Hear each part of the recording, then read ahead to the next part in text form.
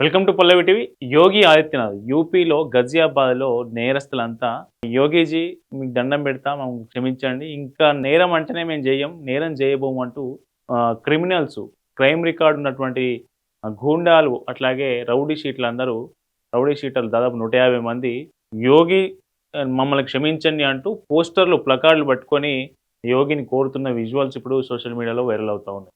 అసలు ఎందుకు ఇట్లాంటి సిచ్యువేషన్ వచ్చిందో చూద్దాం. చూడండి అది.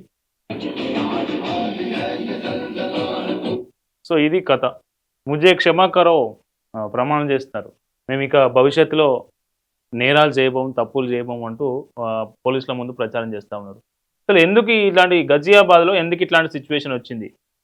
గజియాబాద్‌లో ఎందుకు ఇట్లాంటి సిచ్యువేషన్ వచ్చింది? వీళ్ళంతా ఎందుకు యోగీజీని వేడుకుంటున్నారు అంటే, దీని వెనుక బక్రీద్ రోజు జరిగినటువంటి గజియాబాదు ఖోడా కాలనీలో జరిగినటువంటి ఒక ఉదంతం వల్ల పరిస్థితి ఇప్పటి వరకు వచ్చింది.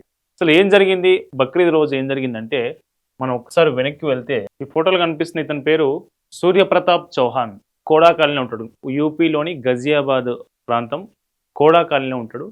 అసలు ఈ సూర్యప్రతాప్ చౌహాన్ అనే వ్యక్తికి కింద కనిపిస్తున్నాడు కదా, ఇతని పేరు అసద్. బక్రీద్ సందర్భంగా వీనింటికి పిలిచిండు.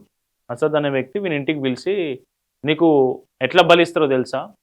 మనకు దాన్ని ఏమంటారు, హలాల్ ఎట్లా చేస్తారో తెలుసా? బక్రీని హలాల్ ఎట్లా చేస్తారో తెలుసా? చూద్దురా అని తీసుకుపోయిండని కొన్ని ఛానల్ చెప్తా ఉన్నాయి. సో ఆ తీసుకుపోయే క్రమంలో నేను బక్రీని హలాల్ చేయడం అంటే దాన్ని చంపడం, దాన్ని వధించడం నేను చూడను అని మనకు సూర్యప్రతాప్ అన్నట్లుగా తెలుస్తా ఉంది. సో ఈ మధ్యలోనే ఈ వివాదం పెద్దదై ఈ అసద్ అనేటోడు వీళ్ళ దోస్తులతో కలిపి బయటికి తీసుకొచ్చి చాలా దారుణంగా కత్తితోని పొడిచిండు. సో ఆ కత్తి పోట్లతోనే ఈ సూర్యప్రతాప్ అనే అబ్బాయి ఒక 200 మీటర్ల వరకు ముందుకు పరిగెత్తి అక్కడ పడిపోతాడు. అక్కడ ఉన్నటువంటి స్థానికులు హాస్పిటల్ తీసుకపోతే ఇదంతా ఎప్పుడు జరిగిందంటే బక్రీద్ రోజు మే 28 తారీఖు రోజు జరిగింది.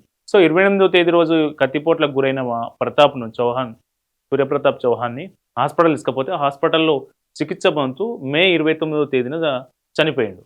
సో హిందూ అబ్బాయిని ముస్లిం అసద్ అనే వ్యక్తి వాళ్ళ ఇంటికి పిలిచి బక్రీద్ సందర్భంగా బక్రీని హలాల్ చేసేందుకు చూడడానికి రమ్మంటే ఆయన చూడనంటే చంపిండని కొంత చెప్తా ఉంటే, లేదు వీళ్ళిద్దరి మధ్య పాత కక్షలు ఉన్నాయి, వెహికల్ ఇష్యూ ఉంది. ఒక వెహికల్ ఇష్యూ సందర్భంగా వీళ్ళ ఫ్రెండ్స్ను పిలిచి కావాలనే సూర్యప్రతాప్ను బయటికి రమ్మని ఆ గల్లీలో అసదు వాళ్ళ ఫ్రెండ్స్ అందరు కలిపి అతని మీద పగ తీర్చుకునే ప్రయత్నం చేశారు, కత్తితో దాడి చేసిరు అందుకే అనేది ఇంకొక వర్షన్. సో ఈ 2 వర్షన్లు వినిపిస్తా ఉన్నాయి. ఈ 2 వర్షన్లో ఏది నిజం అన్న దాని మీద పోలీసులు దర్యాప్తు చేస్తూ ఉన్నారు, ఇంకా కొనసాగుతూ ఉంది. సో ఎప్పుడైతే సూర్యప్రతాప్ చౌహాన్ చనిపోయిండో పెద్ద ఎత్తున టెన్షన్ వాతావరణం నెలకొంది గజియాబాద్ మొత్తం.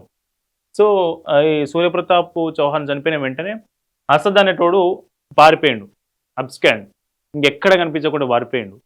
సో 2 రోజుల తర్వాత 3 రోజులు పోలీసులు బలగాలంతా వెతకగా వాడిని ట్రాక్ చేస్తే ఒక చోట దొరికిన అతన్ని యోగి గవర్నమెంటు ఆర్డర్స్ ఇచ్చేసింది. ఇతన్ని ఎన్కౌంటర్ చేసేసి కానిస్టేబుల్కు ఒక గాయమైంది. అట్లాగే వీడిని ఎన్కౌంటర్లో లేపేసారు అసద్ని. అసద్ కనిపించకుండా పోయినప్పుడు దాదాపు 50,000 రూపాయల రివార్డు ప్రకటించారు. అసద్ జాడ తెలిస్తే ఎవరైతే చెప్తే వాళ్ళకు డబ్బులు ఇస్తామని. సో ఎప్పుడైతే వీడిని ఎన్కౌంటర్ చేసిన తర్వాత వీనితో పాటు ఆ రోజు హత్య ఉదంతంలో ఎవరైతే పాల్గొన్నారో వాళ్ళు 2 లొంగిపోయారు. ఇంకొంతమంది మీద అరెస్ట్ చేసి లోపల దర్యాప్తు నడుస్తున్న పరిస్థితి. సో ఈ ఇన్సిడెంట్ జరిగిన తర్వాత దేశవ్యాప్తంగా అంటే యూపీ మొత్తం దేశవ్యాప్తంగా చర్చనీయాంశమైంది. అట్లాగే యూపీ మొత్తం తీవ్ర హైటెన్షన్ నెలకొంది. ఎందుకంటే ఒక బక్రీద్ సందర్భంగా మామూలుగా జంతువులను, మేకలను, గొర్రెలను వధించే రోజు ఒక హిందూ అబ్బాయిని అత్యంత దారుణంగా నడి వీధిలో పొడిచి చంపడం తీవ్ర చర్చనీయాంశంగా మారింది, కలకలం రేపింది మొత్తం హిందూ వర్గాల్లో, హిందూ ప్రజల్లో. సో దాని సందర్భంగా యోగి గవర్నమెంటు క్లీన్ గజియాబాద్ అని ఒక ఆపరేషన్ చేపట్టింది. పోలీసులకు ఫుల్ ఆర్డర్స్ ఇచ్చేసి గజియాబాద్లో ఒక్క క్రిమినల్ కూడా ఉండకూడదు, మీరు ఏం చేస్తారో నాకు తెలియదు అని యోగి గవర్నమెంట్ చెప్తే పోలీస్ బృందాలు మొత్తం గజియాబాద్ని జల్లెడబట్టినాయి. సో జల్లెడబడితే పరిస్థితి ఏంటంటే, ఎవడైతే క్రైమ్ రికార్డు ఉండి క్రైమ్లో ఇంకా దందా నడిపిస్తున్నాడో దాదాపు 1600 మంది ఇండ్లు వదిలిపెట్టి పారిపోయారు. 1600 మంది లిటరల్గా. మన దగ్గర ఆ ఎగ్జాక్ట్ ఫిగర్ ఉంది. 1600 మంది క్రిమినల్స్ ఉన్నారు. 1600 మంది క్రిమినల్స్ ఉంటే అందులో 620 మంది ఇల్లు వదిలి పారిపోయారు. దాదాపు 524 ఫ్యామిలీలు వేరే చోటకు పోయినాయి. ఇండ్లకు తాళాలేసి. సో చివరికి దాదాపు 150 మంది క్రిమినల్స్ దొరికితే వాళ్ళని పోలీసులు తీసుకొచ్చి స్టేషన్ ముందు నిలబెడితే వాళ్ళంతా ఏం చేయనో అర్థం గాక, యోగీజీ మమ్మల్ని క్షమించండి. మేము ఇంకా నేరాలకు పాల్పడం. మేము ప్రశాంతమైన జీవితం గడుపుతాం. మమ్మల్ని క్షమించండి. మేము ఇట్లాంటి తప్పులు ఇంకా తప్పులే చేయము. ఇంక నేరాల్లో పాలు పంచుకోమంటూ వాళ్ళు వేడుకుంటున్న ప్లకార్డులు రాసి వేడుకుంటున్న విజువల్స్ ఇప్పుడు సోషల్ మీడియాలో వైరల్ అవుతా ఉన్నాయి. చూడండి అంటే గవర్నమెంట్ ఎంత తొందర రెస్పాన్స్ అయింది అనే దాన్ని బట్టి సో అక్కడ ఉన్నటువంటి ప్రజలకు మొత్తం ఇప్పుడు గజియాబాద్ మొత్తం ఈ ఇన్సిడెంట్‌ను ఏదైతే క్రిమినల్స్ అంతా వచ్చి యోగీజీని వేడుకుంటున్న పరిస్థితి ఉంది చూసారా? సో ఆ పరిస్థితి మీద ప్రజలంతా హర్షం వ్యక్తం చేస్తా ఉన్నారు.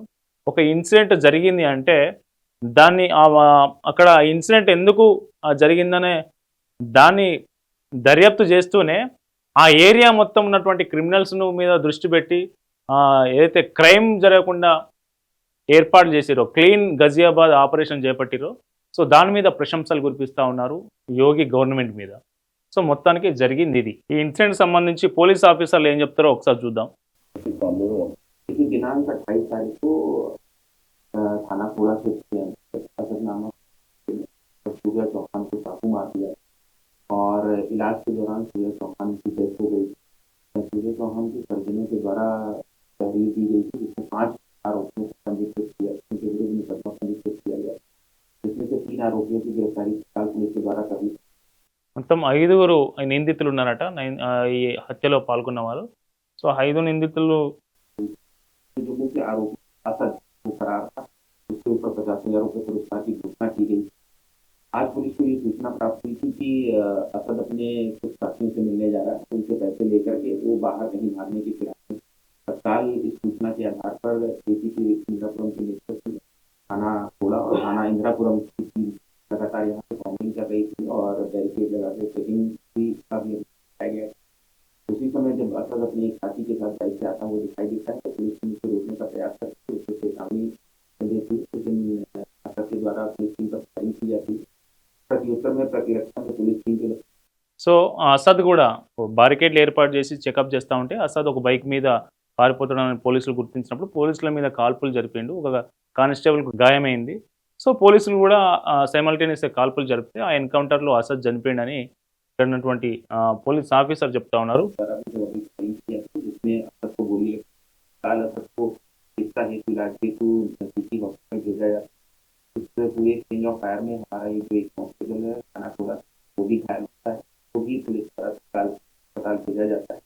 पूरी घटनाक्रम में जो असद का एक साथी है वो भागने में कामयाब होता है और से असद की जो बाइक है वो बरामद हुई है और एक कंटिन्यूस पिस्टल भी बरामद हुआ।